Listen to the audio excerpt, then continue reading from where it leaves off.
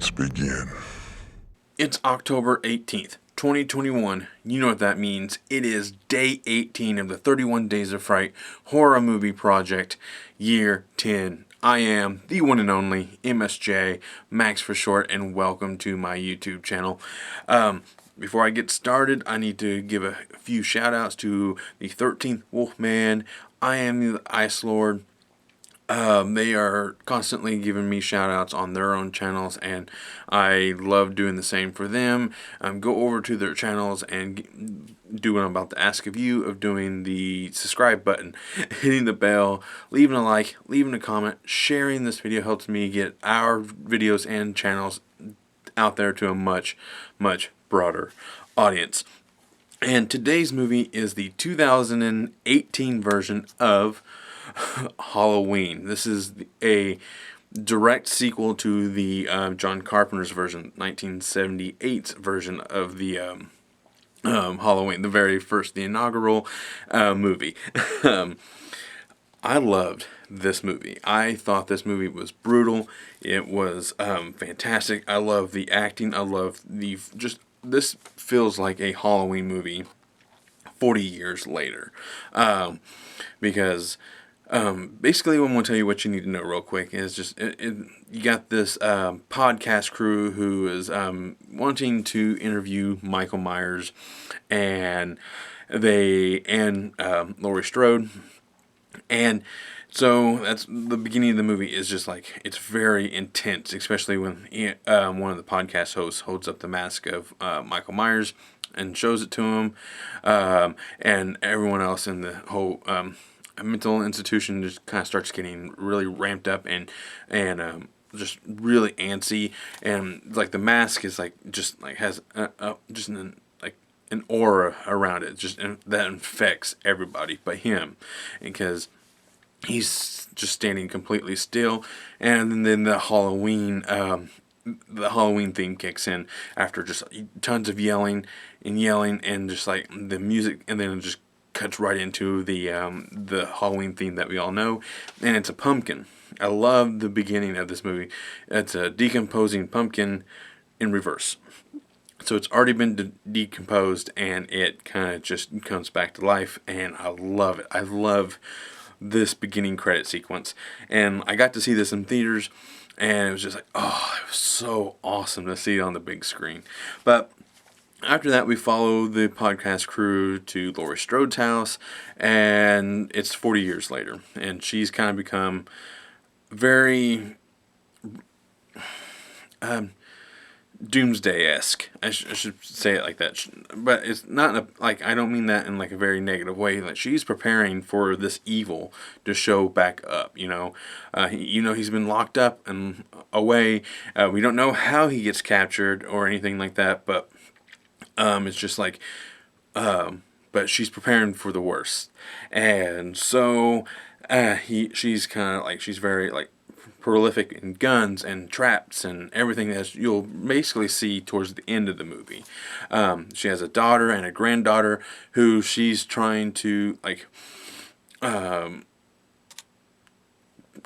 warn them, basically. It's like, tell them like, hey, like, evil's going to come. And the mom, like the daughter of Laurie Strode, it's like, just like, she's been dealing with this with her whole life, and so she's trying to protect her kid from her grandmother, and I love it. And so it's like, and then once Michael Myers finally, inevitably escapes, I put that definitely in air quotes for sure, and he's just running amok. He's killing people in very brutal fashion. I think this Michael Myers,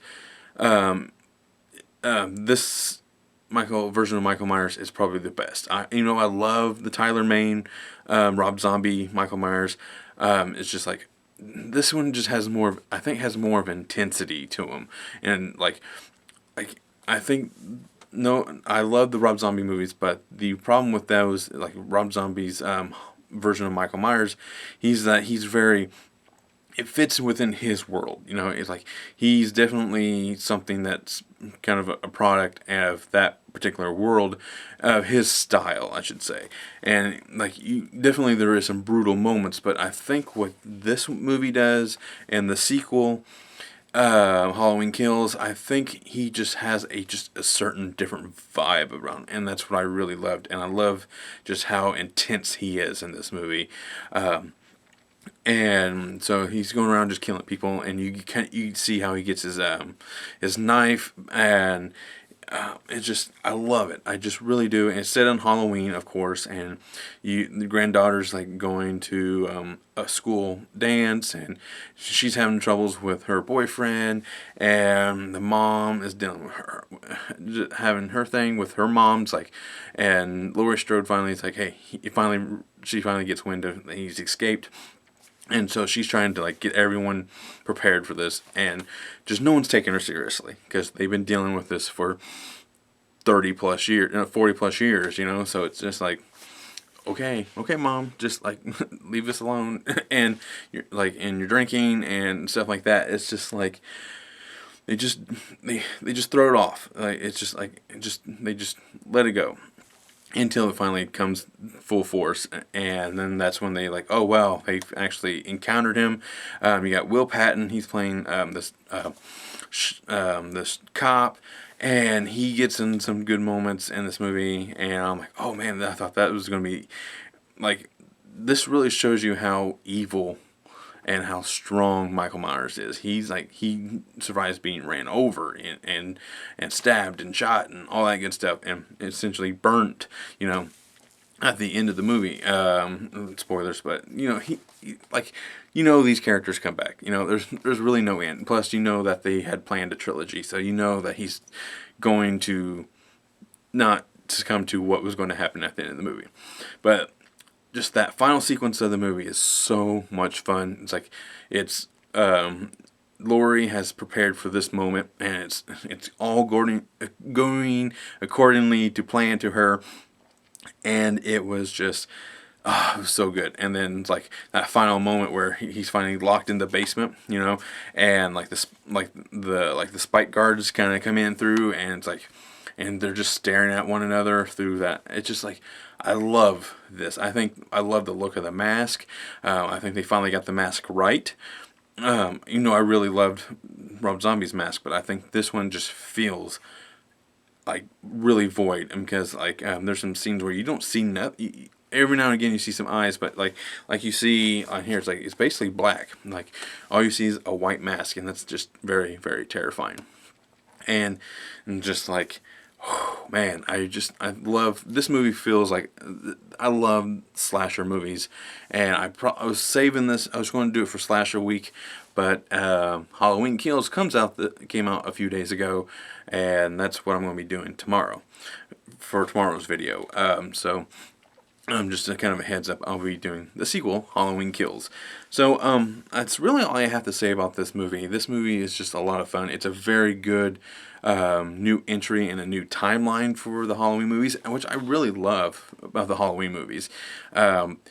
You can build your own timeline. Like, there's like several different timelines you can go through. Halloween 2, I think Halloween H2O. You can do that timeline, or you can do like the Danielle Harris timeline, you know, that, and so it's just like, oh man, and then you can just do this timeline, you know, the first one, Halloween Kills, and the following, or you can just do the, I think there's one more, the Rob Zombies, and then Season of the Witches by itself. So I think there's one more. I can't remember what the other one was, but there's several different timelines. This one may be my favorite of them all, so because you'll see my review on Halloween Kills tomorrow. So I'm going to get into my rating scale. 1 being run-of-the-mill horror, 2 best watched with a group, 3 more than average horror but adds nothing new to the horror genre, 4 helps move the horror genre forward, and 5 being a horror classic. Okay, this is probably one of those rare 4 ones. It helps move the horror genre forward because, 1, it's bringing new life into a very drawn out, very beaten down horror icon. You know, it's like we tried with Jason. Jason actually had a pretty decent one. Freddy, it failed. The Leprechaun origin movie or Returns, I heard that one was actually pretty good. We'll see about the new Hellraiser one. That character has been really severely beaten down. But like I think this one helps. This is a definitely helps move the horror genre forward. It shows you that old characters like that can be revised and given some new life in a very good way. And so that kind of gives. I think that's, to me, that's a very strong forward. It helps move the horror genre forward when you can take these older characters and move them into modern world and make it seem scary again. And we haven't had that in a while. And if we did, it's hadn't been done very, very well. And I think this one has been done very, very well. So that is all I have to say about the 2018 version of Halloween. I'm giving you a heads up right now. I'm doing Halloween Kills for day 19. So I am the one and only MSJ, Max of Short, and all I can really say is thank you.